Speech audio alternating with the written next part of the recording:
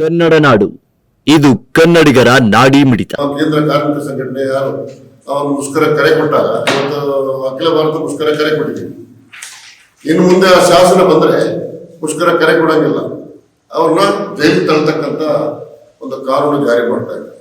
ಮತ್ತೆ 8 ತಾಸು ಡ್ಯೂಟಿನ 12 ತಾಸು 13 ತಾಸು ಕೆಲಸ ಮಾಡ್ತಕ್ಕಂಥ ಒಂದು ಕಾನೂನು ಜಾರಿ ಮಾಡಿದ್ದಾರೆ. ಇದಕ್ಕೆ ಇವರು ರಾಜ್ಯ ಸರ್ಕಾರ ಅವರು ಭಾಷಣದಲ್ಲಿ ಹೇಳ್ತಾರೆ, ರಾಜಕೀಯ ಭಾಷಣದಲ್ಲಿ ಅವರು 8 ತಾಸು ಇರೋದನ್ನ 13 ತಾಸು 12 ತಾಸು ಒಂದು ಕಾನೂನು ಜಾರಿ ಮಾಡಿದರೆ ಅದನ್ನ ವಿರೋಧಿಸಿ ಭಾಷಣ ಮಾಡ್ತಾರೆ. ಆದ್ರೆ ಅವರು ಇನ್ನ 8 ತಾಸು ಇರೋದನ್ನ 12 ತಾಸು ಮಾಡಿದ್ರು ಅವರು ಮೌನವಾಗಿದ್ದಾರೆ. ಇಲ್ಲಿ ಕರ್ನಾಟಕ ರಾಜ್ಯದಲ್ಲಿ ಹಲವಾರು ಕೈಗಾರಿಕೆಗಳಲ್ಲಿ 12 ತಾಸು ಕೆಲಸ ಮಾಡಿಸ್ಕೊಳ್ತಾ ಇದ್ದಾರೆ, ಇನ್ಕ್ಲೂಡಿಂಗ್ ಜಿಂದಾಲ್ ಕೂಡ.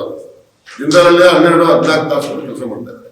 ಬಹಳಷ್ಟು ಜನ ಎಸ್ಕಾರ್ಟ್ ಆಗ್ಬೋದು, ITC ಕಂಪ್ನಿ ಆಗ್ಬೋದು, ವಿಪ್ರೋ ಆಗ್ಬೋದು, ಎಲ್ಲ ಕಡೆ 12 ತಾಸು ಕೆಲಸ ಮಾಡ್ಲಿಕ್ಕೆ ಒತ್ತಡ ತರ್ತಾ ಇದ್ದಾರೆ. ಆದ್ರೂ ರಾಜ್ಯ ಸರ್ಕಾರ ಏನು ಮಾತಾಡ್ತಾ ಇಲ್ಲ.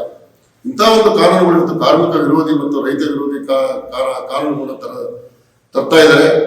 ಅದು ಇನ್ನು ಜಾರಿ ಅನುಷ್ಠಾನ ಮಾಡೋದ್ರಲ್ಲಿದ್ದಾರೆ. ಅದನ್ನ ವಿರೋಧಿಸಿ ಇವತ್ತು ಕೇಂದ್ರ 11 ಸಂಘಟನೆ ಕಾರ್ಮಿಕ ಸಂಘಟನೆಗಳು ಸೇರಿ ಇವತ್ತು ನಾವು ದೇಶಾದ್ಯಂತ ಒಂದು ಸರ್ಕಾರದ ಗಮನ ಸೆಳೆಯಲಿಕ್ಕೆ ದೇಶಾದ್ಯಂತ ಹೋರಾಟ ಮಾಡ್ತಾ ಇದ್ದೀವಿ. ಮುಷ್ಕರ ಕರೆ ಕೊಟ್ಟಿದ್ದೀವಿ. ಆ ಮುಷ್ಕರಕ್ಕೆ ಎಲ್ಲ ಸಂಘ ಸಂಸ್ಥೆಗಳು ಮತ್ತು ಎಲ್ಲ ಕಾರ್ಮಿಕ ಸಂಘಟನೆಗಳು ಕೂಡ ನಮ್ಮ AAPC ಅಡಿಯಲ್ಲಿ ಇರ್ತಕ್ಕಂಥ ಎಲ್ಲ ಸಂಘಟನೆಗಳು ಬೆಂಬಲ ವ್ಯಕ್ತಪಡಿಸಿದ್ದೇವೆ, ಮುಷ್ಕರದಲ್ಲಿ ಭಾಗವಹಿಸ್ತವೆ ಅಂತ ಈ ಸಂದರ್ಭದಲ್ಲಿ ಹೇಳಿದ್ರು.